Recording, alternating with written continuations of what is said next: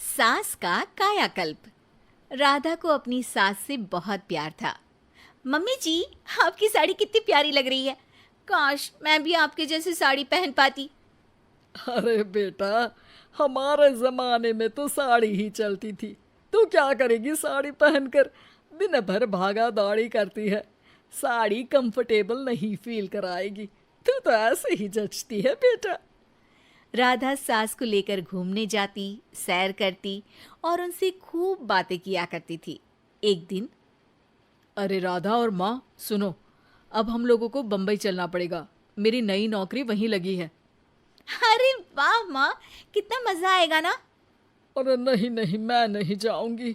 बड़ा शहर, बड़े लोग, मेरा दिल नहीं लगेगा। अरे माँ, मैं हूं ना आपके साथ। और सारा परिवार बड़े शहर में शिफ्ट हो जाता है। एक दिन, राधा, तू भी अब नौकरी में जाने लगी है। मैं तो बोर हो जाती हूँ। सोच रही हूँ आसपास की औरतों से दोस्ती कर लूँ। हाँ हाँ माँ, और क्या। यहाँ की औरतें तो किटी पार्टी और बहुत सी फन लविंग एक्टिविटी करती हैं। तो बेटा, दो चार फन लविंग से मुझे भी मिलवा देना।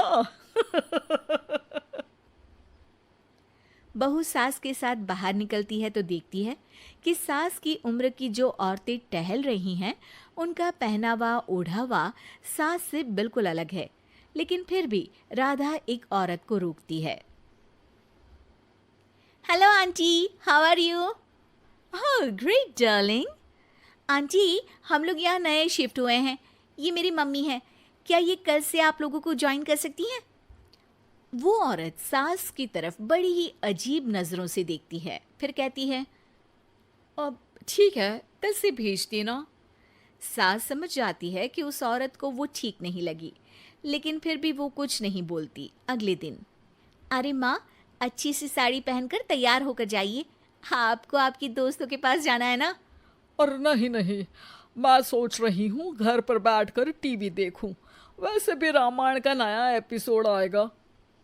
नहीं माँ, आप जाओ ना, लोगों से मिलो, बात करो, अच्छा लगेगा। ना चाहते हुए भी सास उन लोगों के पास जाती है, लेकिन सभी सास से बुरा व्यवहार करते हैं।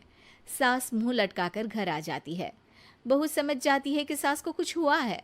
वो रोज सास को पार्क में भेजती, लेकिन सास रोज मुंह लटकाकर वापस आ जाती। क्या हुआ माँ, आप बाहर जाकर खुश नहीं होती हैं?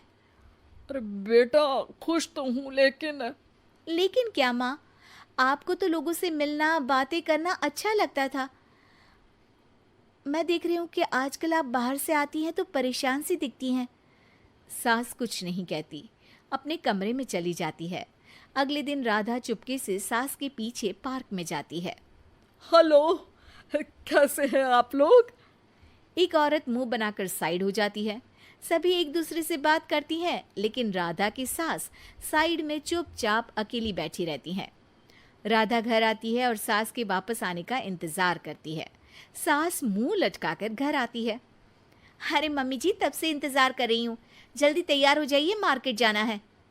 राधा सास को लेकर बाजार जाती है और उन्हें कुछ मॉडर्न कपड़े दिलाती है। अगले दिन सास उन कपड़ों को पहनकर पार्क में जाती है।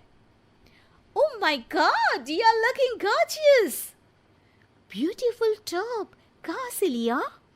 हे, मेरे घर में कल किटी है, तुम जरूर आना। अजीब औरतें हो तुम लोग।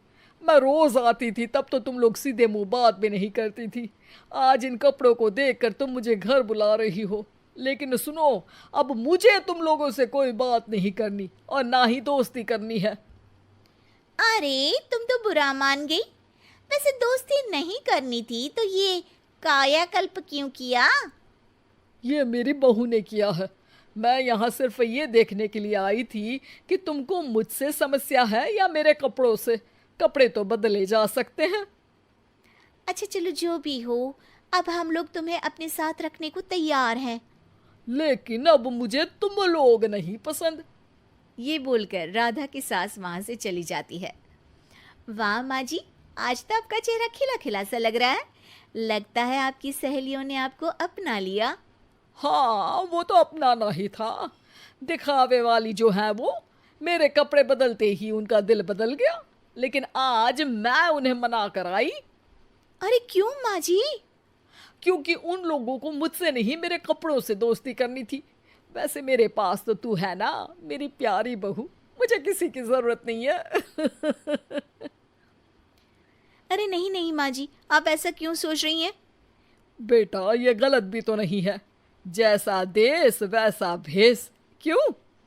ठीक है ना माँ, अब जब ये हम लोगों का देश है तो क्यों ना हम यहाँ का भेष अपना ले। हाँ हाँ जरूर, मैं तो तैयार हूँ। समय के साथ खुद को बदलने में कोई बुराई नहीं है, लेकिन कहीं नकल के चक्कर में बंदर ना दिखने लगूं।